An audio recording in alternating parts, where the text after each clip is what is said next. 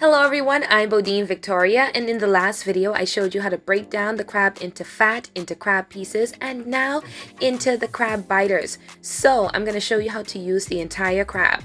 Right now we have our crab claws as well as our legs that I'm going to be showing you in the next video how to pick, but we're going to salt them and we're going to steam them with some thyme, and that's it, just salt and some thyme just to give them some crab flavor. We're going to steam them for maybe about 20 minutes, and so you're going to let the water come to a boil and then you're going to reduce the heat. Now we're going to strain that water that the crab boiled in, and we're going to save that because this is now our crab broth base. Easy.